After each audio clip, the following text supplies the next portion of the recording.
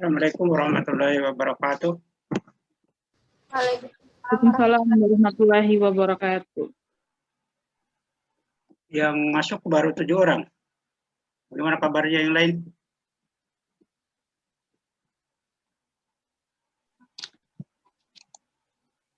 Saya sudah sampaikan Pak yang belum masuk. Ya kalau gitu kita mulai saja ya, sambil menunggu mereka masuk. Jadi untuk kuliah hari ini saya ingin menjelaskan tentang asesmen unjuk kerja. Ya, ini adalah merupakan bagian dari authentic assessment yang minggu lalu kita sudah menjelaskan tentang apa itu authentic assessment, dan kemudian kita masuk pada asesmen portofolio atau online portofolio. Kelanjutan dari asesmen portofolio adalah asesmen unjuk kerja, yang nanti kalau misalnya ternyata digunakan portofolio sebagai satu-satunya instrumen dalam penilaian pembelajaran, maka asesmen kerja ini adalah merupakan evidence atau data atau salah satu data dari asesmen portofolio. Jadi nanti ini akan menjadi bagian pelengkap dari asesmen portofolio. Karena kalau portofolio itu sendiri kan dia penilaian dengan menggunakan kumpulan berkas. Kumpulan berkas yang dimaksudkan adalah hasil karya siswa. Salah satu hasil karya nanti yang akan masuk di portofolio adalah tentu asesmen unjuk kerja. Selain tentu hasil tes itu sendiri atau tugas-tugas lain yang diberikan oleh guru, baik dikerjakan di sekolah ataupun di luar sekolah. Tugas investigasi, tugas proyek, dan seterusnya nanti akan menjadi eviden atau fakta atau berkas-berkas pendukung dari portofolio siswa. Sekarang kita lihat apa itu asesmen unjuk kerja, biasa juga disebut juga asesmen kinerja. Apa yang ada dalam asesmen kinerja siswa.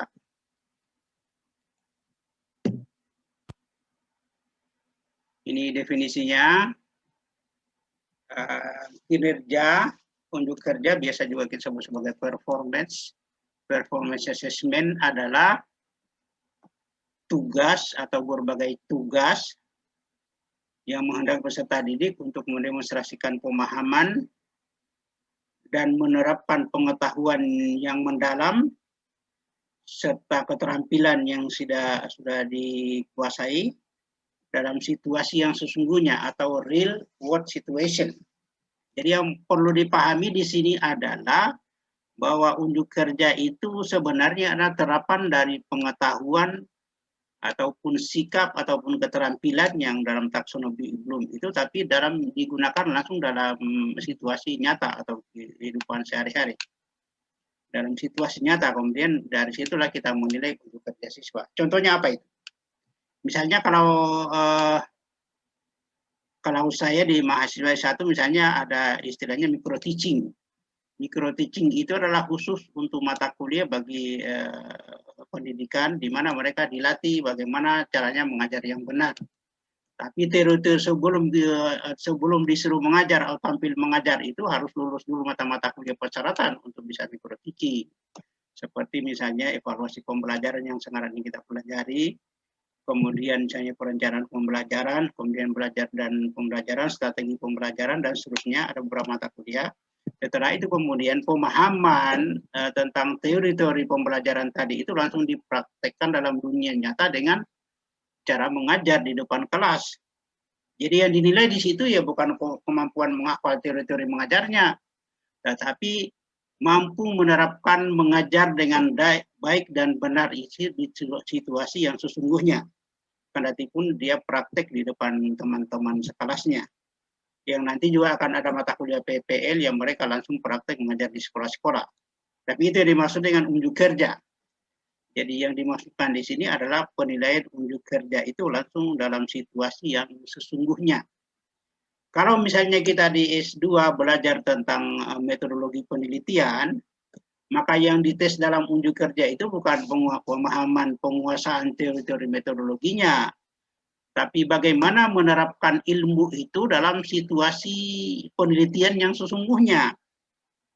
Saya biasanya kalau mengajar di S1 mengajar metodologi penelitian, misalnya saya mengajar tentang teknik analisis data, makanya langsung kumpulkan data baru dianalisis, bukan ditanya lagi bagaimana cara langkah-langkah analisisnya, bukan, tapi langkah-langkah analisis itu sudah dihafalkan, kemudian sekarang langsung diterapkan dalam dunia nyata untuk penelitian.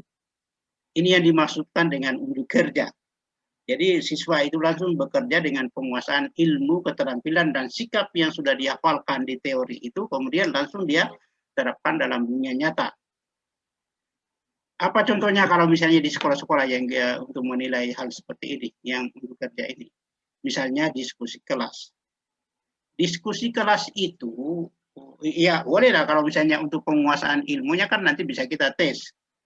Tetapi kalau untuk penguasaan keterampilan diskusinya kan tidak bisa kita tes, mesti harus kita amati langsung bagaimana dia menjawab pertanyaan, bagaimana dia menghargai pendapatnya teman. Kalau dia pimpinan diskusi, bagaimana menyebar pertanyaan supaya teman-temannya semua dapat, bagaimana menghargai pendapat orang lain dan seterusnya. Itu semua nanti kita bikinkan indikator-indikatornya, baru kita kembangkan rubriknya atau instrumennya. Jadi biasanya kalau model diskusi kelas ini kita menggunakan semacam, bisa menggunakan daftar cek itu ya tidak. Atau bisa kita menggunakan skala misalnya 1, 2, 3, 4, sangat baik, misalnya buruk, atau sedang, buruk, sangat buruk. Bisa kita gunakan 5 skala seperti halnya skala Likert, atau bisa kita menggunakan 3 skala, atau juga misalnya 2 dengan daftar cek. Tapi kelemahan dari daftar cek itu sendiri yang harus kita pahami adalah dia tidak bisa menunjukkan kualitas, dia tidak mengukur kualitas. Beda halnya dengan skala tadi itu, sangat baik, sedang, buruk, sangat buruk. Tapi kalau daftar cek hanya ya dengan tidak. Muncul perilaku yang kita kehendaki dalam instrumen itu, tapi munculnya buruk. Ya karena munculnya. Kalau tidak muncul tidak. Jadi ya tadi tidak menunjukkan kualitas, hanya kemunculannya saja. Makanya tidak dianjurkan untuk menggunakan daftar cek kalau dalam menilai hal seperti ini, karena kita harus membandingkan kualitas antara satu dengan yang lainnya. Tapi kalau daftar cek kan kita tidak mengukur kualitasnya, dia hanya kemunculannya saja. Tetapi tidak berarti daftar cek juga tidak bisa digunakan. Ada hal-hal tertentu yang memang yang hanya mengukur kemunculannya, gunakan daftar cek. Tapi kalau mengukur kualitas, maka jangan gunakan daftar cek, sebab daftar cek tidak akan pernah mengukur kualitas. Gunakanlah skala misalnya, entah itu skala 3K, entah itu skala 4K, entah itu skala 5K, atau lebih teliti lagi skala 7K, atau mau lebih teliti lagi skala Truston 11. Ini nanti kita akan pelajari khusus dalam teknik pengembangan skala. Kemudian definisi lain dari unjuk kerja, asesmen unjuk kerja adalah merupakan kegiatan untuk memeriksa, mengkaji, dan menilai unjuk kerja peserta didik dalam pembelajaran. Ini definisi sederhananya ini. Jadi tugas kita di sini adalah tentu tidak hanya memeriksa kalau kita mengacu definisi ini, tapi kita mengembangkan instrumennya dulu. Kemudian setelah kita mengembangkan instrumen, bisa jadi mungkin instrumennya perlu kita try out, maka kita try out dulu instrumennya. Setelah itu kemudian kita gunakan untuk mengukur. Setelah mengukur ya baru kita memeriksa. Kemudian setelah itu kita periksa, kemudian kita analisis, kita kaji, dan kemudian kita nilailah dengan menggunakan nilai A, B, atau C unjuk kerja peserta didik. Atau definisi lain misalnya, unjuk kerja dapat pula diartikan sebagai perpaduan dari hasil kerja. Hasil kerja itu apa yang dicapai dan kompetensi bagaimana mencapainya. Jadi hasil kerja, unjuk kerja, gabungan dari hasil kerja dan hasil kerja itu apa yang dicapai atau apa yang harus dicapai, dan kompetensi itu adalah kompetensi kognitif, kemampuan dari siswa itu sendiri. Kompetensi kognitif, afektif, dan psikomotor. Jadi hasil kerjanya dan bagaimana cara mencapainya. Itu untuk asesmen unjuk kerja. Kemudian di sini juga kita melihat definisi bahwa unjuk kerja itu merupakan pencapaian atau bisa juga kita sebut sebagai prestasi seseorang atau peserta didik terkait dengan tugas-tugas yang dibebankan kepadanya. Jadi di sini yang dimaksudkan penekanannya adalah pencapaiannya atau prestasinya. Tapi kalau capaian atau prestasi ini sebenarnya lebih kepada hasil kerja, hasil kerja. Sementara kalau unjuk kerja itu sebenarnya tidak hanya sekedar capaiannya, tapi prosesnya juga biasanya kita nilai. Tapi ada definisi seperti ini untuk kita pahami. Kalau menurut ini bahwa unjuk kerja pencapaian atau prestasi. Salah satu bagian dari unjuk kerja itu adalah capaiannya atau prestasinya. Tapi kalau penilaiannya sebenarnya tidak hanya itu, karena termasuk prosesnya kalau mungkin bisa kita amati. Kalau tadi misalnya proses diskusi, capaian diskusi itu kan nanti hasil belajar, ya, capaian atau prestasinya. Tetapi kan yang kita kehendaki di situ tidak hanya kita mengukur hasilnya dengan tes, tapi kita mengukur prosesnya, proses dari diskusi ini, bagaimana dia menghargai orang lain, bagaimana dia mengungkapkan pendapat, bagaimana dia memberikan kesempatan kepada teman-temannya, maksudnya tidak monopoli, dia tidak ambisi untuk menjawab semua pertanyaan. Ini kan juga bagian dari sikap. Itu semuanya kita nilai dalam proses diskusi. Makanya biasanya kalau dalam satu penilaian unjuk kerja itu, dia ada beberapa kompetensi yang ditampilkan. Kenapa beberapa kompetensi? Misalnya kalau di dalam diskusi. Dalam diskusi itu kan ada kompetensi kognitifnya, tentu nanti pengetahuan tentang materinya, kemampuan dia mengungkapkan pendapat, kebenaran pendapatnya. Tapi justru ada juga kompetensi sikap, bagaimana dia menghargai, bagaimana dia memberikan kesempatan ke orang lain. Tapi juga ada keterampilan, bagaimana memimpin, mengelola diskusi, dan seterusnya. Jadi dalam satu unjuk kerja itu biasanya ada beberapa kemampuan, umumnya sih kognitif, afektif, dan psikomotor yang ditampilkan. Tidak hanya satu kompetensi seperti hanya dalam tes. Kalau tes kan hanya kompetensi kognitif. Kemudian berikutnya adalah penilaian unjuk kerja, merupakan uraian sistematik tentang kekuatan atau kelebihan dan kelemahan yang berkaitan dengan tugas-tugas peserta didik. Ini kalau dalam penilaian unjuk kerja itu, kalau menurut definisi ini bahwa uraian sistematis tentang kekuatan, kelebihan, kelemahan dari berkaitan dengan pelaksanaan atau berkaitan dengan penyelesaian tugas-tugas dari peserta didik. Karena biasanya kalau kita menilai kan modelnya begitu. Jadi misalnya sudah unjuk kerja dalam diskusi tadi, maka kita akan menilainya dengan menggunakan skala. Tentu di situ akan kelihatan apa dia negatif atau positif. Dalam skala itu kan biasanya gabungan antara pernyataan-pernyataan negatif dan positif. Jadi apa kekuatan dia, apa kelemahan dia, nanti akan terlihat di jawabannya. Sangat setuju, ragu-ragu, tidak setuju, sangat tidak setuju, atau selalu, sering, kadang-kadang, jarang, tidak pernah, atau baik, atau sangat baik, baik, sedang, buruk, sangat buruk. Itu akan menunjukkan kualitas-kualitas dari setiap perilaku yang ditampilkan oleh siswa terkait dengan pengamatan kita dalam kegiatan diskusi. Nah, sekarang pertanyaannya, apa yang harus dikembangkan untuk menjadi dasar penilaian dari unjuk kerja diskusi? Tentu tergantung dari kompetensi apa yang mau dicapai dari diskusi itu sendiri. Apa yang dikehendaki kalau misalnya kalau dalam pembelajaran bahasa, kalau diskusi itu apa yang harus ditampilkan oleh siswa misalnya. Tentu di situ kan ada indikator-indikator yang biasanya diatur di kurikulum tentunya kan.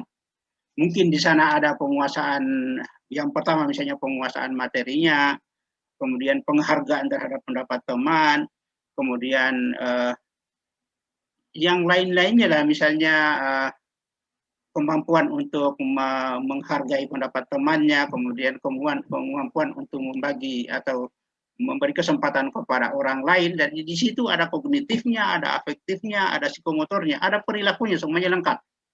Itulah ciri khas dari penilaian unjuk kerja. Jadi dia tidak hanya sekedar kemampuan kognitif seperti halnya yang kita gunakan dalam tes, tapi di sana ada berbagai kompetensi yang bisa sekaligus kita ukur dari kegiatan siswa itu sendiri, kognitifnya, afektifnya, psikomotornya, ya mungkin perilakunya dan seterusnya, semuanya nanti akan kita tampilkan tergantung dari tujuan dari kegiatan itu untuk apa dulu, apa yang harus ditampilkan oleh siswa. Biasanya diatur di kurikulum, atau biasanya kita atur di RPP atau RPS atau GBPP kita dalam pembelajaran kalau diskusi. Kemudian sistem penilaian unjuk kerja itu sendiri memerlukan standar unjuk kerja yang berfungsi sebagai tolok ukur atau benchmark untuk mengukur. Ya sebenarnya begini maksudnya, misalnya kalau kita unjuk kerja dalam suatu kegiatan tertentu kan nanti akan ada apa yang harus ditampilkan siswa dalam unjuk kerja itu sendiri, apa yang harus ditampilkan oleh siswa dalam berpidato misalnya. Kan nanti akan ada indikator-indikatornya di situ. Kalau dia misalnya kita ada tugas berpidato, menyampaikan suatu ide kepada teman-temannya di depan kelas, tentu di situ kita kembangkan dulu indikator-indikator apa yang harus dicapai. Kemudian dari indikator itulah kita buat skalanya, kita buat daftar ceknya, atau kita buat angketnya. Jadi standar yang harus dicapai di situ tentunya adalah apa yang menjadi tujuan dari diskusi itu sendiri. Ya. Tujuan dari diskusi itu sendiri kemudian kita jabarkan dalam bentuk indikator-indikator sehingga nanti kita akan mengembangkan mungkin 10 atau 20 butir skala yang nanti dapat kita gunakan pada saat siswa itu tampil di depan kelas, kemudian kita sebagai guru mengamati. Ya, tapi bisa juga kita gunakan teman-temannya untuk mengamati, saling mengamati, namanya apa? Peer assessment. Sah-sah saja juga. Maksudnya nanti untuk pembanding. Jadi mereka juga saling mengamati seperti itu, namanya self assessment. Atau bisa juga kita menggunakan nanti bukan self assessment, peer assessment. Atau bisa juga kita menggunakan self assessment nanti setelah dia pidato dinilai dirinya sendiri bagaimana dia tampil. Nanti untuk pembanding, jadi ada hasil pengamatan guru, ada hasil peer assessment atau penilaian teman-temannya, ada hasil self assessment. Berarti nanti kita menggunakan 3 instrumen, guru mengamati, teman-temannya mengamati, dan dia juga mengomentari dirinya sendiri. Sah-sah saja supaya nanti lebih, maksudnya supaya lebih teliti nanti bisa kita lihat, mungkin bisa kita ambil rata-ratanya nanti mana yang terbaik, atau bisa juga kita totalkan kemudian kita nilai secara keseluruhan bisa juga. Itu definisi-definisi dari penilaian unjuk kerja. Saya kira kalau di sekolah ini sering kita lakukan, cuma yang hilang kadang-kadang memang kita tidak pernah nilai ini, karena yang kita, kalau orang diskusi yang kita nilai juga adalah penguasaan teorinya. Tapi mulai setelah ini harusnya memang, karena ini bagian dari tugas kita, dan dalam kurikulum juga disebut bahwa tidak hanya tes, ada unjuk kerja juga. Jadi kalau orang berpidato di depan kelas apanya yang kita nilai, kalau orang kalau orang mengajar di depan kelas apa yang kita nilai, kalau berdiskusi apa yang kita nilai. Ya maksudnya yang terkait dengan mata pelajaran kita apa yang mungkin berupa keterampilan apa yang bisa ditampilkan siswa selain dari kemampuan menghafalnya atau kemampuan kognitifnya, karena harusnya kan dalam penilaian itu harus berimbang antara kognitif, afektif, dan psikomotor. Anjurannya kan seperti itu. Maka itu nanti ya keterampilan-keterampilan apa yang dimunculkan siswa terkait dengan pembelajaran, misalnya pelajaran bahasa Indonesia, dan itulah kemudian menjadi dasar penilaian. Bisa juga misalnya membuat karangan singkat atau esai singkat. Membuat esai singkat nanti mungkin yang bisa kita teliti adalah hanya produknya, karena bisa jadi esainya dia bikin di rumah. Maka kemudian kita bikinkan, kembangkan indikator-indikator apa yang harus ditampilkan, mungkin dari segi variasi penggunaan katanya, mungkin dari segi penggunaan ejaannya, mungkin dari segi penggunaan paragrafnya, lengkap apa tidak, dan seterusnya. Kita bikinkan indikatornya, baru kemudian dari karya-karya siswa itu kita nilai satu-satu. Untuk menjadi nilai mereka itu nanti penilaian unjuk kerja dalam hal membuat esai singkat. Ya. Alasan perlunya penilaian unjuk kerja. Kenapa sih perlu ada penilaian unjuk kerja dalam pembelajaran di kelas, termasuk saya sendiri pada saat mengajar, termasuk Bapak Ibu sebagai seorang guru, atau dimanapun unjuk kerja itu kenapa begitu penting? Kenapa tidak hanya tes saja? Yang pertama adalah karena ketidakpuasan kita terhadap tes klasik. Ya, tes konvensional lah. Maksudnya biasa kita gunakan, kita sebut tes klasik atau tes konvensional. Kenapa kita tidak puas? Karena bagaimanapun bagusnya tes itu sendiri, dia hanya mampu mengukur kemampuan menghafal, kemampuan kognitif. Apalagi kalau pilihan ganda, coba bayangkan pilihan ganda. Kendati pun dia pilihan gandanya C6, dia hanya menganalisis pendapatnya orang. Siswa-siswa kita itu hanya menganalisis pendapatnya orang, bukan pendapatnya sendiri. Kalaupun juga tes misalnya tes esai dengan C6 ya, paling mengukur kemampuan berpikir, kemampuan menulis. Tapi benar nggak kalau orang bisa menulis, bisa berpikir kemudian otomatis terampil? Belum tentu. Tapi tidak berarti bahwa kemampuan kognitifnya tidak diukur. Tetap juga diukur seperti biasa. Hanya dia kalau misalnya kita coba presentasi, kita menggunakan teorinya Bloom, taksonomi Bloom, itu ada 3 aspek, kognitif, afektif, dan psikomotor. Ya kognitifnya 33%. afektifnya 33%, psikomotornya 33%, baru lengkap jadi 100. Jangan 100 hanya kognitif doang, itu kan tidak benar itu sebenarnya dalam pembelajaran kita. Ini sebenarnya melanggar hak asasi. Harusnya dituntut oleh siswa-siswa kita atau mahasiswa-mahasiswa kita. Kita mengerdilkan mahasiswa atau siswa kita, hanya kita suruh mereka menghafal. Keterampilan sama sekali tidak pernah kita tampilkan. Sikapnya sama sekali kita tidak pernah tampilkan. Ini kan sebenarnya ini pelanggaran sebenarnya, tapi kan siswa juga kita, mereka merasa senang juga hanya itu.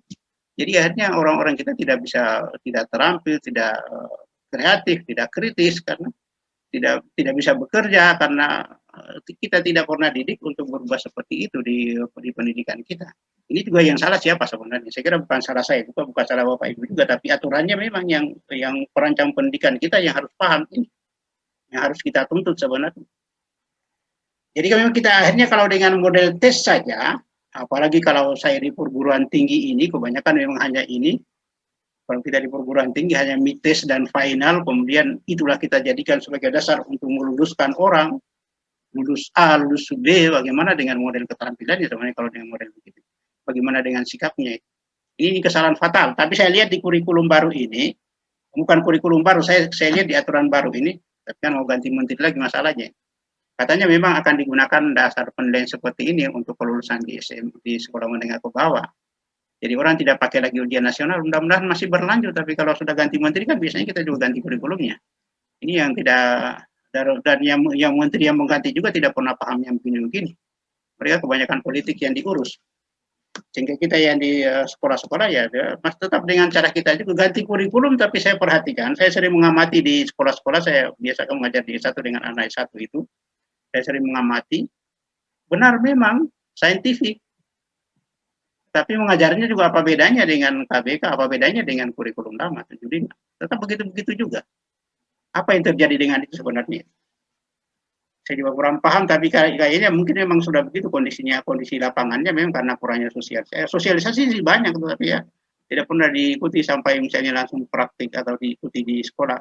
Misalnya kayak modelnya Jepang kan, Bapak Ibu mungkin pernah dengar, itu ada istilah lesson study di sana. Jadi satu guru yang mengajar di kelas itu bisa puluhan orang ahli yang masuk di dalam untuk langsung diperbaiki pada saat dia mengajar. Itu namanya kajian pembelajaran. Ya mirip-mirip dengan penelitian tindakan kelas, tapi dia diikuti di kelas. Jadi orang pada saat itu setiap mengajar itu akan banyak orang yang masuk, ada ahli, ada teman-temannya, ada guru lain, ada kepala sekolah untuk memantau bagaimana guru itu mengajar siswa benar apa tidak. Kemudian setelah itu mereka pindah ke ruangan lain untuk membahas apa yang masih kurang.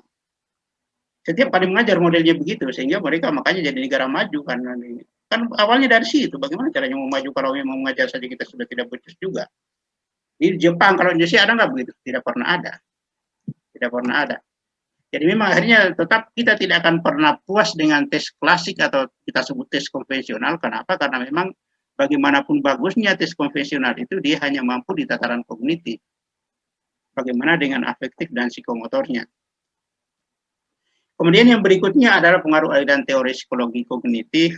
Teori ini sebenarnya adalah menggambarkan bahwa belajar adalah aktivitas internal yang terdiri dari beberapa proses, seperti pemahaman, mengingat, mengolah informasi, problem solving, analisis, prediksi, dan perasaan, serta perilaku. Jadi komplit kalau teori kognitif ini sendiri sebenarnya, sehingga pengaruh aliran ini maka mereka menyarankan bahwa sebaiknya memang pengukuran hasil belajar itu tidak hanya aspek kognitif saja, tapi semua aspek, supaya nanti bisa siswa itu bisa sikapnya bagus dan bisa terampil, tapi juga ada pengetahuannya tentang itu. Karena tidak mungkin juga seseorang bisa berbuat, bisa terampil, kalau memang tidak ada pengetahuannya. Jadi jangan dipandang remeh pengetahuan kognitif, tetap ada pengetahuan kognitif, tapi yang diukur tidak semata-mata pengetahuan kognitifnya. Dan bagaimana dengan afektifnya dan bagaimana dengan psikomotornya. Kemudian yang ketiga adalah pengaruh penggunaan bentuk tes klasik yang merugikan pembelajaran. Tadi itu saya bilang bahwa itu pelanggaran hak asasi kalau hanya kita mengetes dengan pengetahuan saja. Apa yang bisa ditampilkan orang dengan pengetahuan? Terus betul nggak orang kalau bisa tahu, bisa hafal, kemudian bisa berbuat? Tidak ada sama sekali. Makanya sebenarnya kalau hanya orientasi belajar kita hanya peningkatan kemampuan kognitif, maka pada akhirnya nanti akan sangat merugikan pembelajaran kita. anak-anak kita nanti akan menjadi pasif, tidak bisa berbuat. Maka itulah di kelas itu nanti harus kita didik bagaimana caranya berbuat dengan pengetahuan yang dia punya itu. Bagaimana caranya berdiskusi dengan benar, tidak hanya menghafal, tidak hanya cerdas mengumpulkan pendapat, tapi bagaimana caranya menghargai orang lain dalam diskusi itu sendiri, karena itu kan bagian dari pendidikan kita. Bagaimana caranya mengajar yang benar kalau saya di pendidikan, kalau hanya saya mengajar teori mengajarnya 100, karena gampang sekali untuk cari nilai itu, tapi prakteknya bagaimana? Belum tentu. Jadi sekarang ini yang dikehendaki adalah bagaimana orang bisa berbuat dengan pengetahuannya itu sendiri. Poinnya ada di situ sebenarnya. Maka itulah perlu ada penilaian unjuk kerja.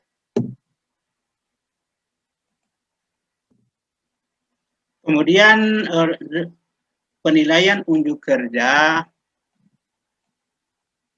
perlu mempertimbangkan hal-hal sebagai berikut. Apa yang dimaksudkan? Yang pertama adalah tahapan unjuk kerja yang diharapkan dilakukan peserta didik untuk menunjukkan unjuk kerja dari suatu kompetensi. Ada tahapan-tahapan unjuk kerjanya yang harus ditunjukkan oleh siswa bahwa dia memang punya kompetensi itu. Kemudian tahapan-tahapan ini kita buat dalam bentuk rubrik, namanya rubrik ya. Jadi skala itu bisa kita sebut sebagai rubrik. Rubrik tentu nanti tahapan-tahapannya mulai dari mana. Kalau orang mengajari tahapannya dari mana. Misalnya kegiatan pembukaannya apa-apa yang harus ditampilkan. Itu nanti yang kita tunjukkan dalam Bapak Ibu yang sudah ikut PLPG tentu yang jadi guru itu jelas ini ada indikator-indikator yang harus dikembangkan. Kalau kegiatan pembukaan itu apa, misalnya memotivasi, kemudian persepsi, kemudian mengenalkan tujuan. Yang ini semua yang kita nilai. Misalnya persepsinya sangat baik, buruk, sangat baik, sedang, kurang, sangat kurang. Tinggal kita bikinkan skalanya untuk nanti kita nilai. Kemudian motivasinya, bahwa kemudian mengenalkan tujuan, kemudian merapikan tempat duduk siswa dan seterusnya. Kita bikinkan apa-apa yang harus ditampilkan oleh peserta didik terkait dengan unjuk kerja ini. Jadi tugas kita sebagai seorang guru ini. Sama juga dengan diskusi tadi. Apa yang harus ditampilkan oleh seorang siswa dalam diskusi, maka kemudian kita kembangkan indikator-indikatornya, dan indikator itu kemudian kita mengembangkan butir-butir skalanya atau daftar ceknya. Kemudian kelengkapan dan ketepatan aspek yang akan dinilai dalam unjuk kerja tadi itu sebenarnya. Jadi aspek-aspek apa tadi atau indikator-indikator apa nanti yang harus dimunculkan oleh siswa dalam suatu diskusi kelas atau dalam suatu micro teaching atau dalam suatu praktek laboratorium atau dalam menggunakan peralatan laboratorium atau dalam berpidato kalau bahasa misalnya, itu semua kan kita sudah punya. Mungkin nanti dari berpidato itu sendiri setelah kita identifikasi ada 20 indikator yang harus kita tampilkan. Jadi soal urutannya adalah mulai dari sini. Kita bikinkan skalanya. Tinggal kita bikinkan angketnya, kemudian kita duduk mengamati pada saat mereka pidato satu-satu. Itu yang dimaksudkan di sini. Kemudian ya kemampuan khusus yang tadi itu rangkaiannya tadi ada 20 itu, termasuk kemampuan khususnya, termasuk keterampilan khususnya, termasuk sikapnya dan seluruhnya, semuanya kita ramu menjadi satu rubrik. Jadi rubrik itu semacam misalnya angket, ada pernyataannya, ada pilihan-pilihannya, atau semacam skala cek, ada pernyataannya, kemudian ada pilihannya, itu rubrik namanya. Jadi angket itu bisa kita sebut sebagai rubrik.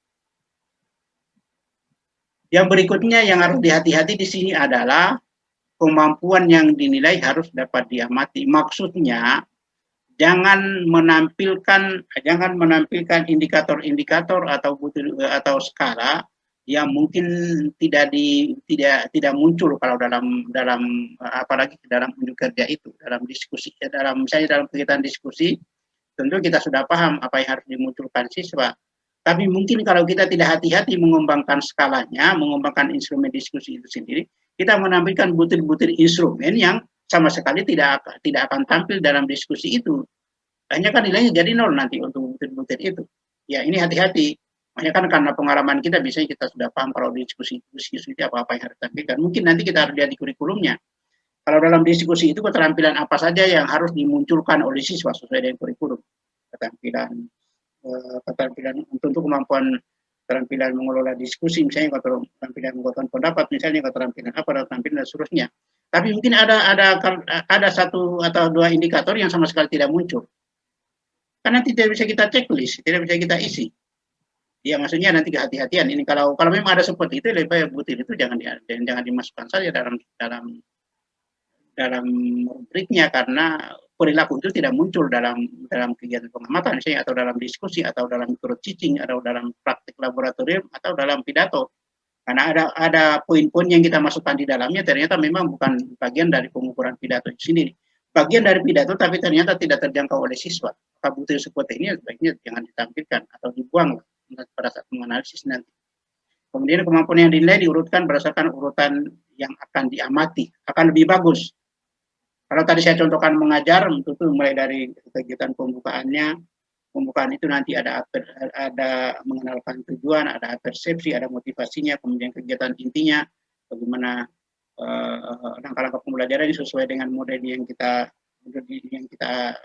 gunakan, kemudian kegiatan penutupnya nanti menyimpulkan dan mengevaluasinya bagaimana. Urutan-urutan ini adalah sesuai urutan pada saat orang mengerjakan kerja yang kita tugaskan.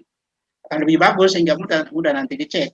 Sebab nanti kalau kita gunakan secara live misalnya pada saat berpidato, maka nanti tata urutnya akan terlihat betul bahwa ini. Jadi kalau nanti bolak-balik malah bingung sendiri. Yang puntuknya ada di atas, pumpanya di bawah, nanti bingung sendiri. Bagus diurut saja, nanti sampai yang terakhir. Sehingga nanti akan kelihatan. Sekarang sudah sampai pada bagian penutup. Penutup itu nanti ada kesimpulan, ada motivasi, ada tugas misalnya, tugas PR misalnya. Nah, ini kita checklist saja, ada nggak, muncul nggak komponen-komponen itu dalam skala yang kita gunakan. Itu yang dimaksudkan. Kemudian contoh unjuk kerja misalnya, mungkin kalau di kimia barangkali atau biologi mengoperasikan mikroskop di sekolah misalnya, itu kan ada keterampilan khususnya juga yang perlu kita cek misalnya. Mungkin pada saat mengoperasikan termasuk bagaimana keselamatannya, termasuk bagaimana cara menanganinya, cara melihat jasa tekniknya, kemudian cara mengamatinya dan seterusnya. Itu nanti kita tinggal urutkan saja kegiatan apa saja kalau orang berhadapan dengan mikroskop. Termasuk nanti bagaimana cara menyimpannya kembali. Mungkin dalam kegiatan mengetik barangkali perlu juga kita nilai, karena ada tugas, ada mata kuliah mengetik misalnya, ada mata pelajaran terkait dengan kegiatan mengetik.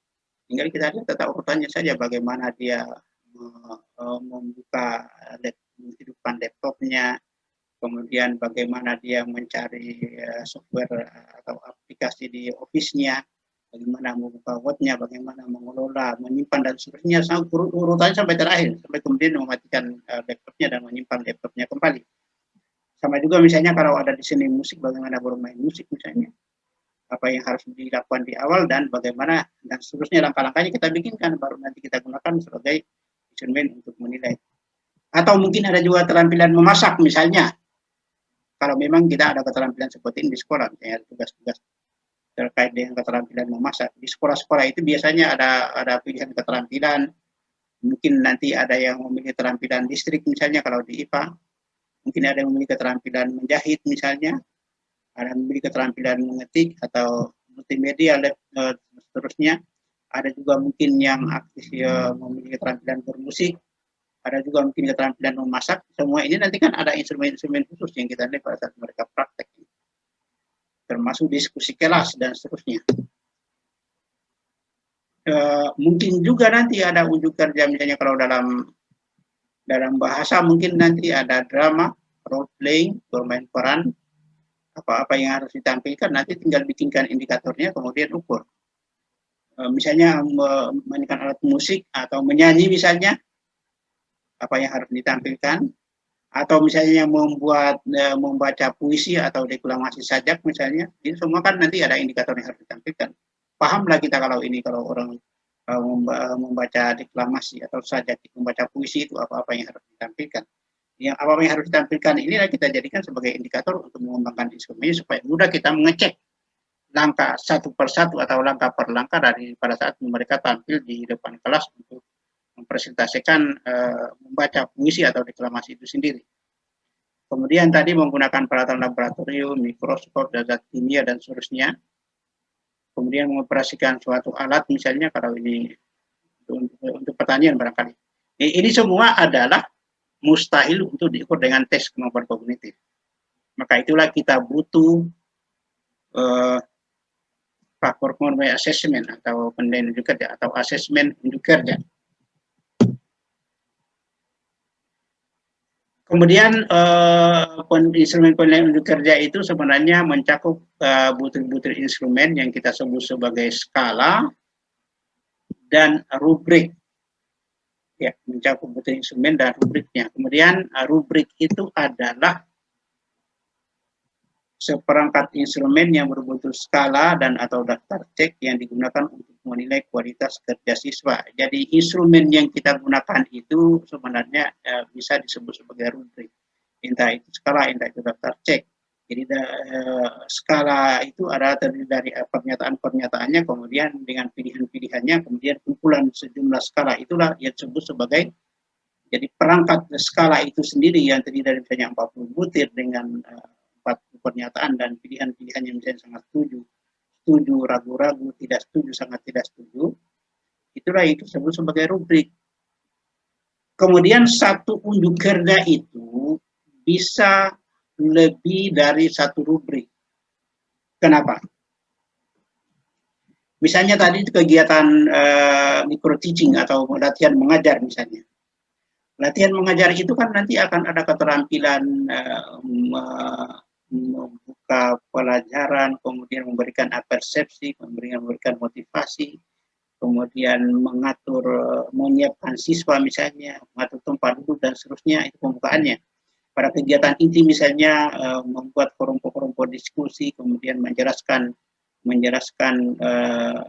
materi kepada masing-masing kelompok, kemudian kelompok bekerja di kelompoknya masing-masing, memberikan tugas dan seterusnya, sampai kepada kegiatan penutup misalnya membuat rangkuman yang dipandu oleh guru, kemudian memberikan tugas-tugas untuk dikerjakan sebagai PR. Ini sebenarnya kegiatan ini nanti bisa saja melibatkan beberapa rubrik. Ada hal-hal tertentu yang memang bisa diukur dengan skala atau tadi itu skala Likert, model skala Likert atau model skala Osgood atau yang lainnya. Tapi ada juga yang mungkin memang hanya dimunculkan dengan daftar cek. Boleh jadi. Ya atau tidak, misalnya kayak misalnya kalau persiapan mengajar itu kan alat-alat yang harus disiapkan apa saja. Misalnya spidol. Kalau spidol kan tidak mungkin sangat setuju, ragu-ragu tidak setuju. Tapi ya tidak. Kemudian apalagi yang bisa kita gunakan daftar cek. Misalnya angket. Ya tidak, kalau begitu kan hanya bisa dicek dengan daftar cek. Tapi yang terkait dengan kualitas misalnya tadi pembukaan kegiatan penutup, itu tidak bisa ya tidak. Dia harus dengan menggunakan skala karena kita mau lihat kualitasnya. Jadi itu maksudnya. Dalam satu unjuk kerja yang ditampilkan siswa itu bisa kita menggunakan lebih dari satu rubrik. Malah mungkin juga tadi kalau kegiatan diskusi itu nanti mungkin terakhir akan ada tesnya. Untuk kognitifnya. Jadi nanti ada skalanya untuk mengukur kualitas setiap tampilan langkah-langkah diskusi itu sendiri.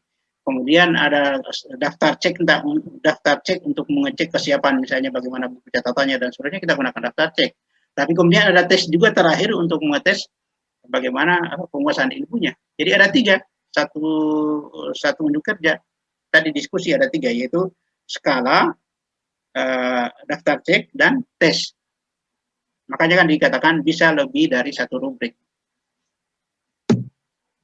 Kemudian jenis-jenis tugas unjuk kerja itu, ini contohnya, ini misalnya tugas terstruktur, misalnya ringkasan materi pelajaran,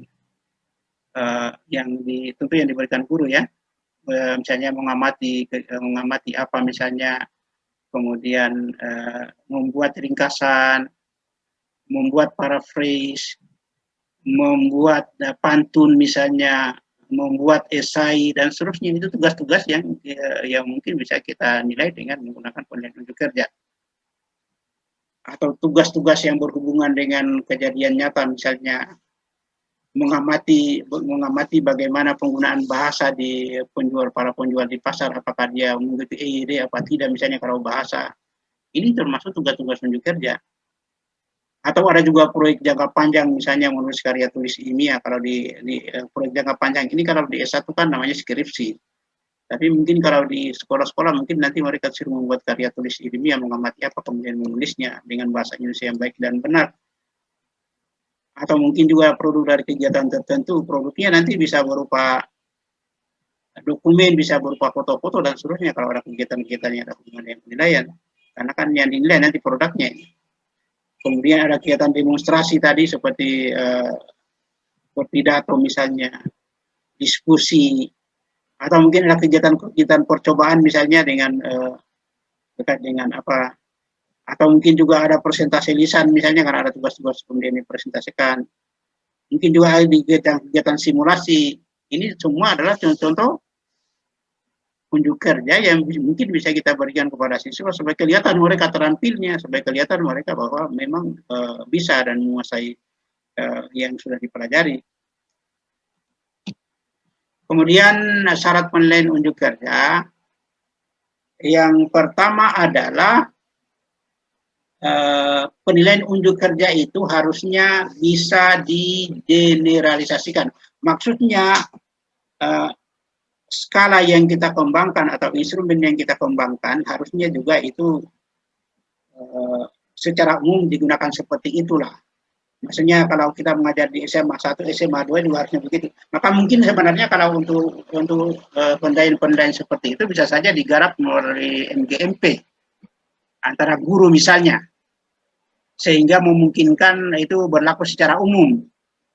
Kalau kita bikin sendiri kan nanti malah bisa jadi tidak diterima oleh orang lain karena indikator-indikator itu kan berlaku. Kalau misalnya orang diskusi kan indikatornya sama, berlaku secara umum. Kalau orang pidato kan indikatornya sama, berlaku secara umum. Kalau orang menulis esai kan harusnya sama, sehingga nanti mungkin bisa dibuat kesepakatan supaya nanti hasilnya itu kalau di SMA 1 dapat 7, SMA 2 dapat 7, SMA 10 dapat 7, maka 7 itu 7 hal yang sama karena menilai hal yang sama. Maksudnya bisa digeneralisasi secara umum. Sedapat mungkin bisa. Maka itu kalau ada hal-hal seperti itu, saran saya sebaiknya dibahas di tingkat mata pelajaran apa namanya MGMP ya. Ya. Kemudian yang berikutnya adalah keaslian. Asli itu maksudnya adalah memang yang otentik itu maksudnya, yang betul-betul nyata sesuai dengan apa yang harus dicapai oleh siswa dalam pembelajaran. Mungkin sini hujan jadi agak tidak kedengaran suara ini. Jadi keaslian itu maksudnya adalah sesuai apa yang harus ditampilkan siswa, bukan tidak hanya mengetes pengetahuannya, tapi pengetahuan itu kemudian diterapkan dalam dunia nyata, dalam berpidato, dalam berdiskusi, dalam membuat esai. Jadi untuk bisa membuat esai kan teori esai harus paham. Untuk bisa berpidato dengan benar kan teori berpidato sudah harus menguasai juga. Kemudian ditampilkan dalam kondisi yang sesungguhnya asli atau otentik. Orang berpidato benaran, orang mengajar benaran, orang diskusi benaran, kemudian dari situlah kita langsung menilai. Itu namanya otentik, asli. Tadi juga sudah saya jelaskan bahwa kemampuan ganda, kalau dalam diskusi itu tentu ada kognitifnya, ada afektifnya, ada psikomotornya. Silakan kalau mau diukur tiga-tiganya sekaligus dalam diskusi. Jadi bisa kita kembangkan tesnya untuk pengetahuan tentang materi-materi diskusi. Kemudian kita kembangkan skalanya untuk mengukur bagaimana langkah-langkah diskusi dilakukan yang benar. Kemudian adalah tercipta untuk mengecek kelengkapan dari apa yang harus dilengkapkan oleh siswa terkait dengan kegiatan diskusi. Sebelum diskusi itu sudah dilengkapkan. Bagaimana buku catatannya, bagaimana pulpennya, bagaimana semuanya medianya sudah diterapkan, dan ketersediaan media ini adalah bisa kita nilai dengan menggunakan daftar cek. Kemudian yang berikutnya adalah keterajaran, maksudnya dapat diajarkan. Komponen-komponen yang kita tampilkan dalam instrumen unjuk kerja kita dapat diajarkan dan memang kita sudah ajarkan sehingga siswa itu bisa paham. Kemudian tentu dari segi keadilannya ini juga tidak hanya unjuk kerja, saya kira semua jenis instrumen kita berharap untuk adil dalam menilai. Maksudnya jangan subjektif, jangan pilih kasih maksudnya. Kalau dalam evaluasi istilahnya halo efek sebaiknya dihindari karena Itu bagaimanapun akan merugikan siswa, tapi kan kita juga sebenarnya rugi juga sendiri, karena nanti mental siswa akan hancur gara-gara itu. Ya kan? Kemudian keterlaksanaan dapat dilaksanakan, dapat tadi itu saya sudah contohkan dapat dinilai. Ada item-item yang kita tampilkan dalam skala kita atau dalam angket kita atau daftar cek kita yang memang tidak bisa dilaksanakan, maka itu sebaiknya jangan. Jadi apa yang kita tampilkan itu dilaksanakan. Kemudian juga dapat diskor. Karena ada saja nanti yang kita tampilkan ternyata memang tidak muncul dan sehingga tidak bisa kita skor. Sebaiknya tidak. Jadi poin-poin yang ditampilkan dalam skala atau penilaian unjuk kerja itu benar-benar memang murni ada dalam unjuk kerja itu, ada dalam unjuk kerja diskusinya, ada dalam unjuk kerja berpidatonya, ada dalam unjuk kerja misalnya membuat esai dan seterusnya. Itu maksudnya. Jadi dapat dilaksanakan dan dapat diskor. Ini syaratnya.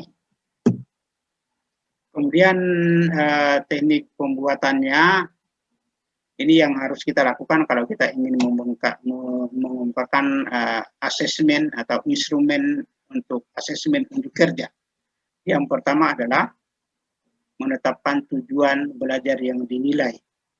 Apa tujuannya kita mengajar anak-anak untuk membuat esai? Tentu ada di kurikulum kita.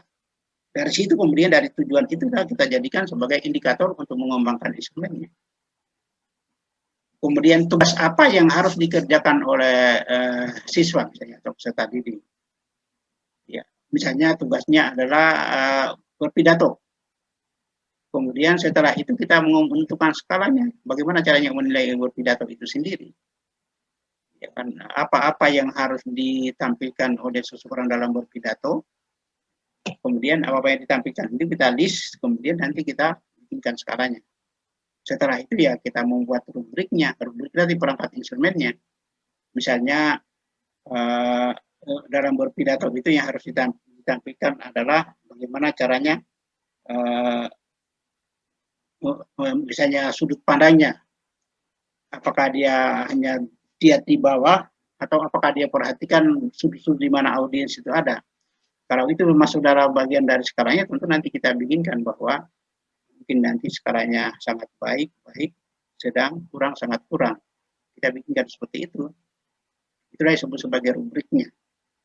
Kemudian skornya 1, 2, 3, 4, 5. Tinggal nanti kita skor pada saat kita mengamati. Kemudian bahan-bahan apa yang harus digunakan, tadi ini bisa kita gunakan daftar cek. Tentu kita sampaikan ke siswa bahwa pada sebelum berpidato itu misalnya pakaiannya rapi, ada sepatunya rapi, ada pos kakinya misalnya. Ini kita cek saja kalau yang begitu-begitu.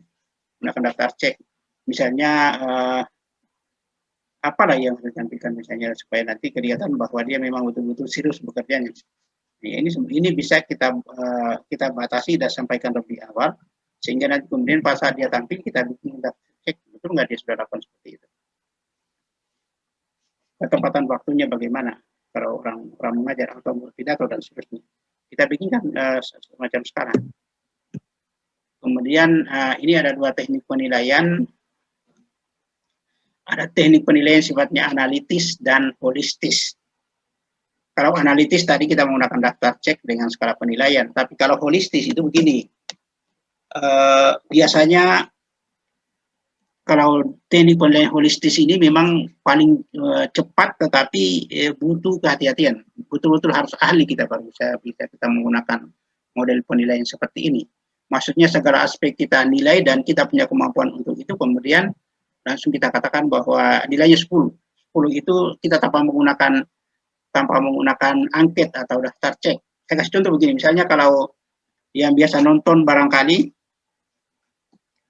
Indonesian Idol, yang jadi juri itu kan mereka hanya menyimak orang menyanyi tanpa menggunakan daftar cek, tanpa menggunakan skala. Kemudian dengan suara, dengan penampilan itu, dengan apa semuanya, mereka langsung memastikan bahwa orang ini bisa berkembang dan bisa bernyanyi dengan bagus. Apa yang dibutuhkan untuk bisa holistis berarti? Memang keahlian betul. Hati-hati kalau tidak bisa ini nanti akan merugikan orang kalau tidak terampil. Sama juga misalnya MasterChef itu. MasterChef kan mereka tidak menggunakan semacam angket untuk menilai bagaimana penampilannya, bagaimana rasanya, bagaimana apa dan seterusnya, bagaimana dan seterusnya. Tidak pakai itu, mereka hanya dia lihat tampilannya sepintas lalu, kemudian dia cicipi, baru dia pastikan bahwa bumbunya kurang, ini garamnya sedikit. Itu karena keahliannya mereka. Itu menilainya secara holistis. Tapi jangan coba-coba kalau tidak ahli di situ, pasti tidak benar. Kalau tidak betul-betul ahli, jangan pernah coba-coba dengan menggunakan teknik penilaian secara holistis, karena nanti akan banyak hilangnya, kelemahannya di situ. Maka itu kalau kita tidak terlalu ahli, akan lebih bagus supaya kita mampu membedakan antara satu siswa dengan siswa lainnya. Gunakanlah teknik analitis, daftar cek, dan skala penilaian. Nanti pun agak lama, tapi hasilnya bisa jauh lebih teliti ketimbang kalau kita menggunakan ini. Ini butuh keahlian betul. Bisa saja kita menilai misalnya cara holistis dengan 40 siswa di kelas, tetapi nanti boleh jadi kita juga sudah ahli sebenarnya tentang itu, tapi boleh jadi apa yang kita berikan yang pertama kemudian yang 40 sudah berbeda, itu karena namanya juga manusia kan, kita kelelahan capek menilai, sehingga kita tidak ada acuannya, sehingga yang tadinya yang kualitas yang sama misalnya tampil pidato pertamanya kita beri nilai 10, begitu sudah ke 30 ke 40 namanya sudah kelelahan, kadang-kadang nilainya bisa jadi menurun atau bisa jadi meningkat, sangat subjektif. Maka kalau model seperti itu jangan gunakan holistis, menggunakan model analitis, sehingga kita tetap berhadapan dengan instrumen itu, kita mengecek apa yang ditampilkan oleh siswa terkait dengan poin-poin yang kita sudah rincikan tadi sesuai dengan tujuan kurikulum kita. Itu maksudnya. Tapi berarti tidak bisa holistis, boleh sah-sah saja, tapi pastikan bahwa kita menilai dengan objektif. Nah, teknik analitis itu pemberian skor dilakukan pada setiap aspek dan atau indikator untuk kerja yang dinilai. Tadi kan kita sudah identifikasi indikator-indikator yang harus ditampilkan orang berpidato. Misalnya, tadi kita sudah tampilkan indikator-indikator yang harus ditampilkan oleh orang membuat esai atau ditampilkan orang mengajar. Kemudian dari situlah kita apa yang di indikator-indikator yang ditampilkan tadi, kemudian kan kita kembangkan dalam mutu skala dan skala atau daftar cek. Bagusnya skala dan daftar cek yang kita kembangkan ini sepanjang kita masih mengajar mata pelajaran yang sama, kita gunakan terus-menerus. Itu untungnya itu. Sehingga hanya sekali kita mengembangkan, kemudian seterusnya kita pakai terus. Karena kan hal yang sama ditampilkan.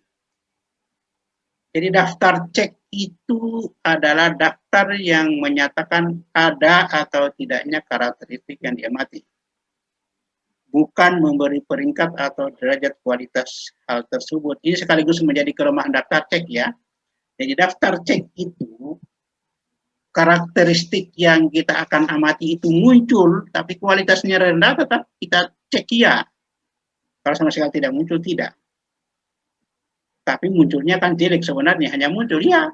Itu kejelekannya, kalau kelemahannya kalau daftar cek itu sendiri. Makanya tidak dianjurkan kalau untuk mengamati indikator-indikator tadi, tidak dianjurkan. Tapi ada hal-hal tertentu yang memang harus digunakan daftar cek, seperti tadi kesiapan bahannya. Kekuatan daftar cek fleksibel untuk mengecek semua tingkat kerja siswa dan dapat digunakan untuk semua mata pelajaran. Itu tadi, ini kekuatannya ini. Kita simpan saja dulu, tapi kelemahannya dia lebih parah. Kelemahan daftar cek, penilai hanya bisa memilih dua pilihan yang absolut, yaitu teramati dan tidak teramati, atau muncul dan tidak muncul. Muncul kualitasnya jelek pun tetap kita cek, iya. Itu masalahnya. Kalau tidak muncul baru tidak. Kemudian yang berikutnya adalah sulit untuk menyimpulkan kemampuan seseorang dalam satu skor. Misalnya, untuk mengurutkan kemampuan beberapa siswa, apabila kriteria kemampuan tertentu pada siswa atau produk yang dihasilkan siswa dapat diamati oleh penilai, maka siswa tersebut mendapat nilai. Dan jika tidak, maka siswa itu tidak mendapat nilai. Ini yang parah, ini sebenarnya kelemahannya. Apa yang kita tampilkan menjadi indikator itu bisa jadi tidak muncul pada siswa tertentu, sehingga siswa itu akan mendapat nilai 0 karena sama sekali tidak ada yang muncul. Padahal kan harusnya tidak begitu. Ya, ini menjadi sekaligus menjadi kelemahan dari daftar cek. Ini contohnya ini. Contoh daftar cek untuk mengukur hubungan interpersonal murid SD kelas 1 misalnya. Petunjuk beri tanda cek, bukan ini ya, tanda cek harusnya ya, pada setiap pernyataan. Sebagai memperlihatkan keinginan menyenangkan guru. Ada terlihat keinginan menyenangkan guru. Ya, kalau benar ada, ya, kendati pun misalnya buat ini untuk mendekati guru, kendati pun frekuensinya tidak terlalu intens, tapi ya, kemudian menyatakan rasa gembira secara lisan. Ada cirinya, ada kelihatan. Ya, misalnya menyatakan rasa sedih secara lisan. Terlihat begitu. Ini contoh daftar cek. Kemudian ini saya perlu jelaskan tentang ini bahwa tidak hanya unjuk kerja sebenarnya, bahwa kita sering menemukan sumber kesalahan dalam penskoran unjuk kerja. Sumber kesalahan ini tidak hanya pada unjuk kerja, tapi sebenarnya semua aspek penilaian, tapi kita coba bahas di sini. Dalam pedoman penskorannya tidak jelas. Pedoman penskorannya tidak jelas misalnya. Ini bisa jadi kelemahannya. Masalah dalam instrumennya, kemudian komponen-komponen yang harus dinilai tidak muncul. Tadi itu, apa yang kita sudah tampilkan di indikator-indikatornya itu ternyata tidak muncul, sehingga nanti nilainya bisa 0. Sehingga seorang tidak dapat dan tidak terkonsisten. Bisa saja kemudian nanti kadang-kadang skornya tidak konsisten. Kenapa? Karena begini, apalagi kalau misalnya munculnya hanya sesaat dan tidak terlalu nampak juga. Kalau itu kita gunakan instrumen, apakah dia selalu, apakah dia sering, apakah kadang-kadang, apakah jarang, apakah tidak pernah. Itu yang membuat bingung. Untuk bisa dikatakan selalu itu apa sih? Apa acuannya? Ada di buku bahasa Inggris saya lihat itu dia katakan kalau selalu itu 80 sampai 100. Kemudian kalau tidak pernah berapa sih? 0 frekuensinya. Kalau pernah berapa? Itu yang kadang-kadang bingung orang itu. Memang tidak ada acuan khusus ini dalam penilaian, tapi ya harus digunakan karena memang caranya hanya ini. Kemudian masalah prosedural. Bisa saja prosedur pengembangan instrumennya, prosedur pengambilan datanya tidak benar. Ingat, kelemahan di sini adalah kelemahan umum dalam instrumen, termasuk instrumen penelitian, tidak hanya umum kerja ya. Mungkin prosedur pengambilan tidak benar, atau mungkin juga responden kita atau siswa kita pada saat mengisi, kalau dia sifatnya self assessment, juga spekulasi. Ini yang terjadi, dan kesalahannya bisa sampai 100% kalau model begini. Itu yang sering kita lakukan. Kemudian komponen-komponen yang terlalu banyak, mungkin terlalu banyak komponen yang dinilai, sehingga nanti membingungkan. Apalagi kalau harus diisi oleh peserta, misalnya diisi oleh siswa dengan komponen-komponen yang banyak itu, dan saling tumpang tindih ada satu dengan yang lain, maka itu nanti akan membingungkan. Kemudian mungkin juga perlu pembanding. Kemudian masalah dari penilai sendiri, penilai yang bias, ini sering terjadi. Bapak Ibu juga barangkali sadar atau tidak yang sering melakukannya. Mungkin nanti begini, generosity error itu kadang-kadang ini kita bawa ke penilaian yang menggunakan tes lah misalnya. Pada saat kita menilai seseorang, dia ada siswa kita yang misalnya kemampuan matematikanya bagus. Maka kadang-kadang karena matematikanya pintar sekali, kadang-kadang kita berpikir bahwa harusnya juga kita generalisasi ke fisika, ya ada hitung-hitungannya, harusnya ada pintar juga. Sehingga begitu kita menilai, tanpa kita hati-hati, setelah kita lihat matematikanya bagus, kemudian nanti langsung kita bawa juga ke fisika kekinianya menjadi bagus juga tanpa kita nilai lagi. Ini adalah kesalahan generalisasi, generalisasi error. Mirip juga dengan logika, kesalahan logika. Kalau logikanya begini, kalau orang pintar matematika, mesti fisikanya juga bagus. Tanpa kita periksa lagi, ini kita contohkan di matematika, fisika, tanpa kita periksa lagi matematikanya, fisikanya langsung kita berikan nilai bagus. Mudah-mudahan tidak seperti ini. Kemudian ada cari aman. Ini sering kita temukan, saya sendiri juga sering mengalami kalau pada saat saya jadi mahasiswa ini. Ada guru atau dosen yang alasannya sibuk ke sana kemari, sehingga tugas-tugasnya tidak terpenuhi. tugas-tugas tidak terpenuhi, mungkin hanya sekali ujian langsung muncul nilai terakhir. Ini kan dengan referensi yang sangat sedikit begitu, pasti nanti nilainya akan menjadi tidak benar.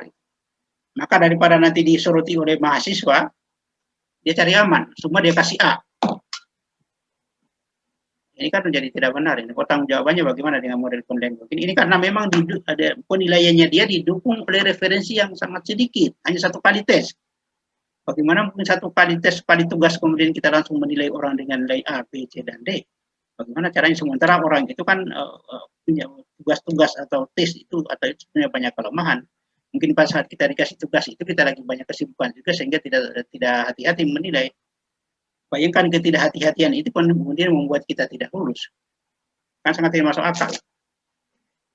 Ada juga tadi yang saya singgung di awal itu kalau efek. Kalau efek itu begini, kadang-kadang ada yang kita kenal di siswa kita, misalnya anaknya kepala sekolah, kita takut dengan kepala sekolahnya daripada harusnya nilainya rendah kita kasih tinggi. Yang tadinya dapat 5 jadi 9. Itu namanya halo efek.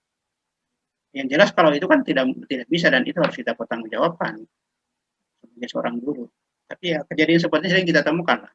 Saya sendiri anak saya juga saya perhatikan cerdas, tapi karena saya tidak mau berhubungan dengan guru untuk minta nilai atau apalagi bayar itu karena itu kan haram. Sehingga nilainya biasa dia padahal dia kan juara. Tapi sebaliknya anak yang nilainya kurang bagus kemudian entah bagaimana cara diatur dengan gurunya sehingga menjadi melambung tinggi nilainya. Ini hal yang tidak masuk akal, tolong hati-hati Bu. Semua itu kita pertanggungjawabkan. Bagaimana pertanggungjawabannya kita nanti kalau begitu. Sederhana tapi urusannya itu dunia akhirat kita akan pertanggungjawabkan harus bagaimana anak-anak yang kemampuannya biasa menjadi luar biasa, yang luar biasa menjadi biasa karena tidak berhubungan dengan guru. Saya sendiri juga saya alami waktu SMA dulu karena saya tidak pernah menjilat dengan orang itu sehingga nilainya pas-pasan. Kemudian ada kesalahan lain mungkin penjumlahan angka ini memang harus kita hati-hati. Kemudian kadang-kadang ada masalah budaya. Ini kesalahan-kesalahan yang sering kita temukan atau kita alami dalam hal penilaian. Tidak hanya sekedar unjuk kerja, sampai semua aspek tentunya nanti kesalahan ini akan muncul. Kita barangkali karena kita sudah pendidikan, kalian sudah S2, ada yang S1, semua ini pernah mengalami hal seperti ini. Jadi itu ditanya panjang sebenarnya kalau kita bicara ini. Nah, ini semua kan sebenarnya kalau hal bisa kita atasi, jangan pernah lakukan ini. Tapi kalau kesalahan-kesalahan ini kan bisa kita kontrol. Bagaimana cara memperbaiki kesalahan. Kemudian yang berikutnya, ini contoh skala penilaian untuk kerja, ini bersifat kontinum, skalanya 1 sampai 4. Contoh skala penilaian untuk kerja siswa, kompetensi dasar mampu mengoperasikan komputer dengan benar. Ini salah satu contoh saja, kita kembangkan saja seperti ini untuk menilai, supaya nanti mudah kita nilai siswa kita. Tingkat kemampuannya 1, 2, 3, 4. 1 itu kurang, 2 itu cukup, 3 itu baik sekali. Ini salah satu contoh saja. Kemudian ada juga contoh lain di sini. Partisipasi dalam diskusi kelompok. Ini kurang tampilannya kurang tidak terbaca barangkali ya. Selama diskusi saya mengusulkan ide kepada kelompok untuk didiskusikan. A, B, C, D. Ya, A itu bisa saja amat baik, B itu baik, C cukup, D kurang. Ini self assessment ini. Jadi siswa itu langsung kita bagikan saja, ini baru dia isi sendiri, namanya self assessment. Ini contohnya, kemudian berikutnya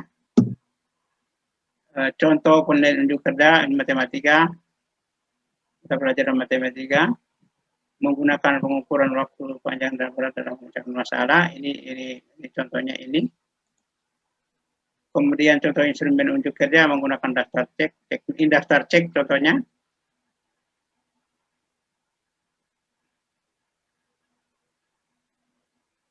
Hasil pengamatan persoalan sosial di lingkungan sekitar. Jadi kita suruh anak-anak kita untuk mengamati kondisi atau permasalahan problem sosial di lingkungan sekitar. Di sini ada satu komunikasi, sistem penyampaian, wawasan kemampuan, keberanian, antusias, dan performance. Baik, tidak baik, daftar ceknya. Sekali lagi saya ulangi bahwa ini yang jelas akhirnya tidak akan mengukur kualitas karena hanya dua, itu baik dan baik. Sebaiknya jangan gunakan ini. Bisa saja kita gunakan 3, baik, cukup, kurang, atau baik, amat baik, baik, cukup, kurang, sangat kurang. Itu akan lebih teliti kita dalam mengamati. Dan nanti bisa diperbaiki. Hanya contoh saja ini. Itu tadi teknik analitis, sedangkan teknik holistis itu adalah bagan penskoran proses atau hasil kerja secara keseluruhan. Penilai hanya memberikan satu skor terhadap keseluruhan hasil kerja masing-masing siswa yang dinilai. Jadi hanya satu skor yang muncul di situ. Nah, sekarang bagaimana caranya? Ini contohnya. Contoh penilaian unjuk kerja secara holistis. Misalnya di sini ada tingkatan out levelnya adalah 3, superior, kriteria umum menunjukkan pemahaman yang lebih terhadap konsep-konsep, menggunakan strategi, ini poin-poinnya ini, untuk bisa dikatakan 3, diberi 3 atau superior itu, maka secara keseluruhan dari penampilannya ini. Kemudian untuk bisa dikatakan 2 memuaskan, maka secara keseluruhan penampilannya adalah ini. Jadi harus kita kaji satu-satu penampilannya. Langsung deh. Kemudian untuk bisa 1 cukup, maka keseluruhan penampilannya harus menampilkan ini. Kemudian untuk 0 atau tidak memuaskan menunjukkan ini yang menjadi indikatornya. Menunjukkan menunjukkan sedikit atau tidak ada pemahaman terhadap konsep-konsep. Kalau ini ternyata misalnya pada saat mereka berdiskusi atau pada saat ujian, ini yang dilihat. Itu secara holistis. Kemudian ini contoh format pembuatan rubrik penilaian unjuk kerja analitis. Ini analitis lagi contohnya ini.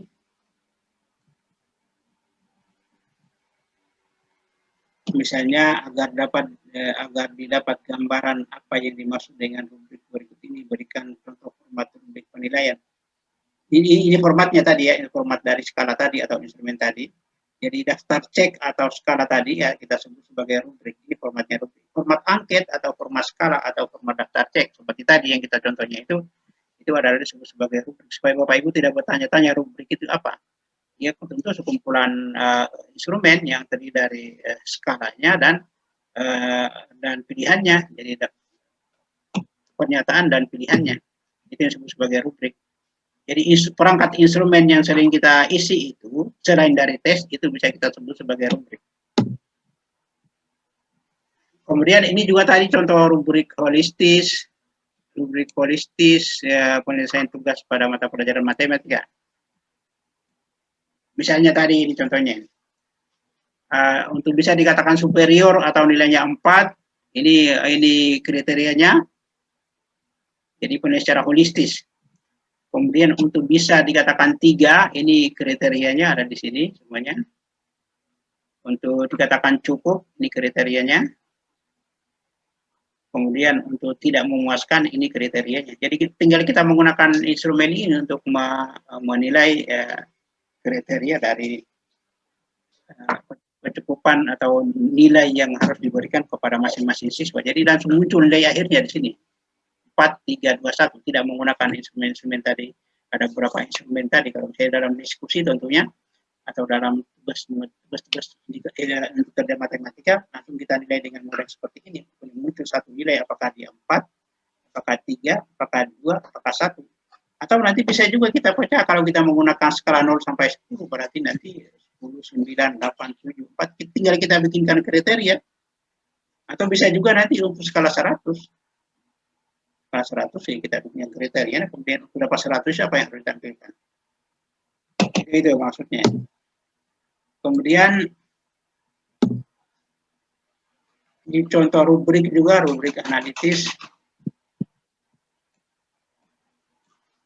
Penilaian presentasi karya tulis ilmiah, kalau kebetulan presentasi karya tulis ilmiah contohnya. 1, 2, 3, 4. Kejelasan presentasi bobot 1, sistematika dan organisasi. Ini dia kasih 3, skornya 3. Bahasa yang digunakan 3, suara 3. Kemudian pengetahuan bobot 2, penguasaan materi persentase ini 2. Terbalik ini skornya. Harusnya 2 di sana ya. Kemudian penampilan bobot 1, persentase menarik menggunakan alat bantu 4. Kerapian ini presentasi karya tulis ilmiah. Kemudian nanti tinggal dijumlahkan skornya berapa. Baru kali 100. Itulah ketuntasannya. Kemudian ini tugas unjuk kerja mata pelajaran matematika SMP. Ini gambar.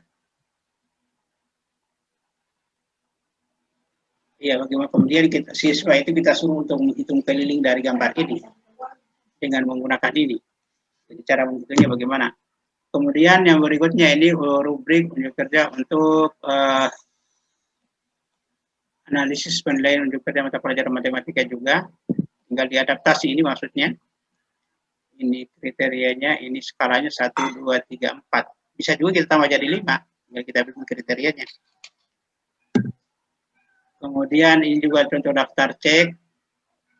Ini pidato bahasa Inggris. Daftar ceknya seperti ini. Baik, tidak baik. Bisa saja kita bikin kualitas. Sangat baik, baik. Cukup baik, kurang baik, sangat tidak baik. Bisa saja bikin kualitas supaya nanti bisa menunjukkan tingkatan kualitas. Kalau ini terlalu kasar. Terima kasih. Assalamualaikum warahmatullahi wabarakatuh. Waalaikumsalam warahmatullahi wabarakatuh.